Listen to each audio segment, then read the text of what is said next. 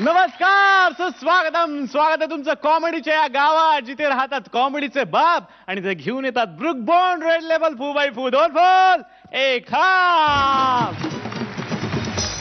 तर कॉमेडीचं हे सिंहासन मिळवण्यासाठी म्हणजेच हास्यासन मिळवण्यासाठी जोरदार रस्तिकेत चालू आहे इकडे.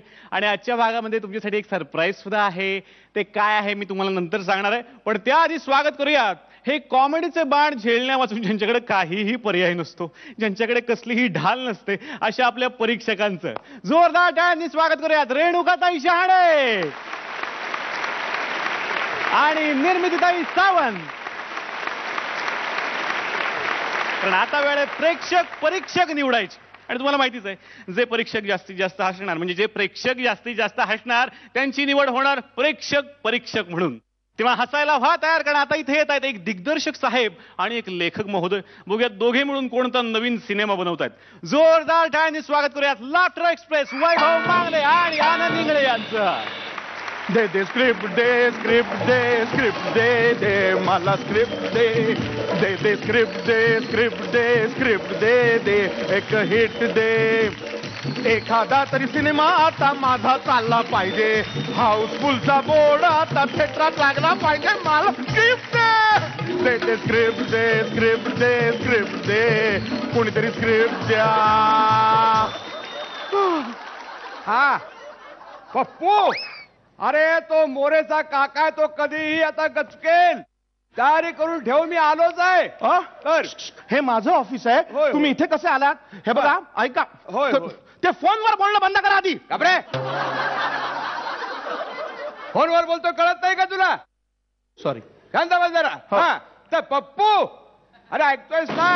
हे बघ, म्हणजे काय माहितीये ना, लाकडं सगळी येते. सुकी घे बाबा, ओली घेऊ नको, पेटता पेटत नाही मग.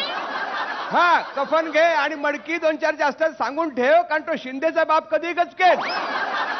कळलं? हा नंतर फोन करतो तुला. ठेव आता. बर बोला, काय काम काढलं? काय, मी एक फिल्म प्रोड्युसर आहे. अरे अरे अरे, काय करणार? माझं काय, मलाच काय विचारताय काय काम काढलं म्हणून? हे ऑफिस कोणाचं आहे? माझं ऑफिस आहे ना. कोण तुम्ही? Damn it. मी दिगंबर वामन ढेकणे. हे बघा ढेकणे, माझ्या ऑफिस मध्ये कशाला चावायला आलाय? चांगला आहे विनोद, चांगला आहे तुमचा. नाही, तुम्हाला स्टोरी ऐकवण्यासाठी आलेला आहे मी इथे. उपकार झाले आपले, पण मदत नकोय आपली. निघा आता. नाही, ऐका स्टोरी, ऐका स्टोरी ऐका. म्हणजे सिनेमाच्या शेवटी काय होतं माहितीये? अरे ढेकण्या, अरे सिनेमाची स्टोरी सांगताना सुरुवातीपासून सांगतात, एकदम एंड सांगता का कोणी? नाही नाही, इथे जरा वेगळं आहे. काय म्हणजे काय माहिती ना, सिनेमाची सुरुवात ही शेवटापासून होते. माझा शेवट ही सिनेमाची सुरुवात आहे. हे तुम्हाला मी शेवटी सांगणार होतो, पण तुम्हाला कळणार नाही म्हणून सुरुवातीपासून सांगितलं की माझ्या सिनेमाची सुरुवात ही शेवटापासून आहे. कळलं का तुम्हाला? शेवटी सुरुवात काय होते कळलं का? हा बरोबर. हा हो, डॅम इट. खूप कन्फ्युजन आहे, कळलं का? नाही नाही नाही, फायदा आहे याच्यामध्ये. कोणाचा? तुमचा. कसला? स्टोरी ऐकली तर. कसा काय? ऐका, या सिनेमामध्ये जो खुनी आहे ना, हो, तो शेवटपर्यंत लोकांना कळत नाही. सिनेमाच्या शेवटी कळतं की ही सिनेमाची सुरुवात आहे. सिनेमा बनवताना आपल्या दोघांना कळेल ना नक्की काय चाललंय ते? त्याची फारशी गरज नाहीये. एक लक्षात घ्या तुम्ही, सिनेमाची स्टोरी आणि खुनी हे आपल्या दोघातच ठेवायचं. बोंबाबोंब करायची नाही. मीडियाला काही लोकांना पण कळता कामा नये. ज्यांच्यासाठी सिनेमा बनवायचा आहे त्यांनाच काही कळता कामा नये. अरे मला सिनेमा काढून तो लावायचा आहे, लावलेला सिनेमा काढायचा नाही रे. एक मिनिट थांबा, फोन वाजतोय मला. थांबा एक मिनिट थांबा. हा शिंदे, काय रे बाप गचकला? Very good. अरे अरे अरे अरे, वाईट झालं. शिंदे काळजी करू नका, सुकी लाकडे पोचलेली आहेत, कफनही तयार आहे, मडकही पोचवलेलं आहे. रॉकेलचे पैसे तुझ्याकडून मी घ्यायचा नाही. इथे कसं आहे माहिती ना, बाय 3 1 गेट फ्री आहे. स्कीम आहे आमची. फोन ठेव, फोन ठेवा.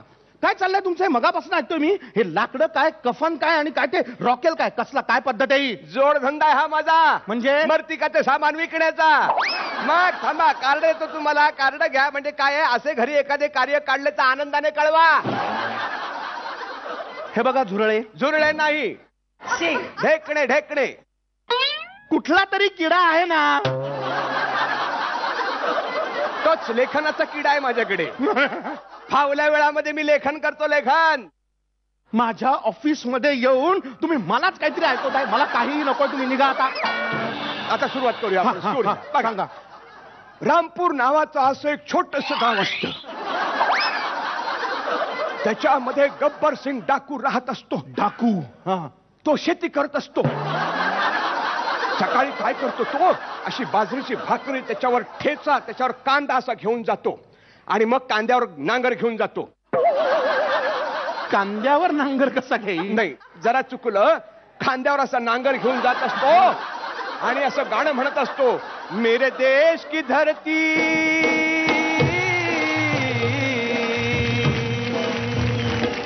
मेरे देश की धरती, खांद्यावरती नांगर टाकून चालती, मेरे देश की धरती. अरे हा हा हा हा, अरे तो तो तो तो तो, अरे हो यो यो यो यो, आणि ह्या ह्या ह्या ह्या ह्या. आणि ऐका, हा जो गब्बर सिंग असतो हा अत्यंत असा कष्टाळू, गरीब आणि प्रामाणिक असतो. आता म्हणालात ना डाकू असतो म्हणून. अरे डाकू कसा असेल कष्टाळू प्रामाणिक? थांबा, फोन वाजतोय बहुतेक. एक मिनिट थांबा. हा हा, हॅलो शिंदे, काय रे? अरे लाज नाही का वाटत? तुझा बाप मेला आणि स्मशानात जायला वेळ नाही म्हणतोस? मीटिंग आहे, बर काळजी करू नको, तुझ्या बदल्यात एक माणूस पाठवून देतो. 5,000 रुपये लागतील एक्स्ट्रा. नाही घासाघीस करू नको. वाटल्यास मी अस्थी जे आहे तुझ्या बापाच्या आता घरपोच पोचवतो फ्री मध्ये. कळलं का? फोन ठेवून द्या. हा, एक काम करा. काय? तुम्ही मला स्टोरीची तरी माहिती द्या, नाही तर माहितीला तरी जा. काय ते? माहितीला तरी जा. हा, आता पुढची स्टोरी ऐका. हा जो गब्बर सिंग असतो हा एक दिवशी कर्जबाजारी होतो. बर. कर्जबाजारी होतो आणि तो अत्यंत दुःखी होतो, कष्टी होतो, उद्विग्न होतो. आणि त्या दुःखामध्ये तो बार मध्ये दारू प्यायला जातो. ओके. इथे खरी कॉमेडीला सुरुवात होते. काय? हा, कॉमेडी. कॉमेडी. तो जातो बार मध्ये, तो वेटर असतो, तो त्याचा असा ग्लास भरतो. ओके. पण गब्बर सिंग दारू काही पिऊ शकत नाही. का? ओळखा. 3 चान्स देतो. 3 चान्स. नाही नाही, काय आहे, मी कसं सांग. 1 चान्स गेला. तसं नाहीये. दुसरा चान्स गेला. मला तिसराही चान्स गेला. 3 चान्स संपले तुमचे. गब्बर सिंग दारू पिऊ शकत नाही कारण त्याचे दोन्ही हात तुटलेले असतात.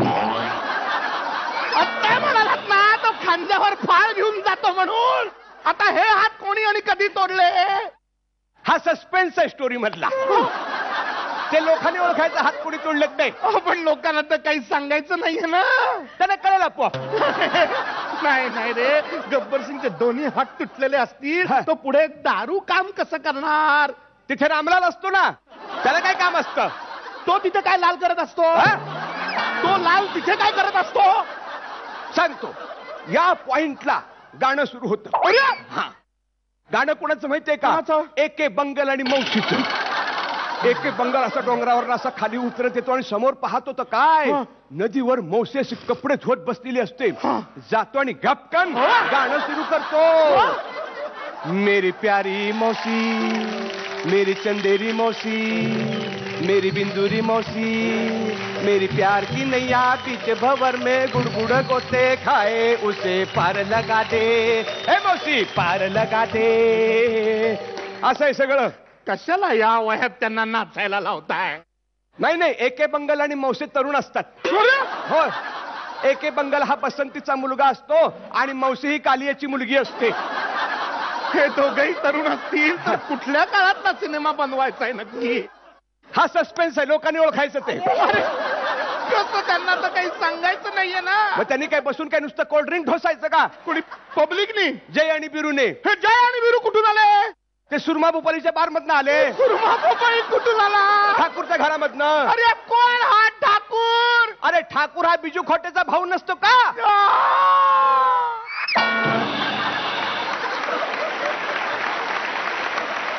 पप्पू, अजून एक बिछाना लाव रे. माझी स्टोरी ऐकून अजून एक निर्माता चचला.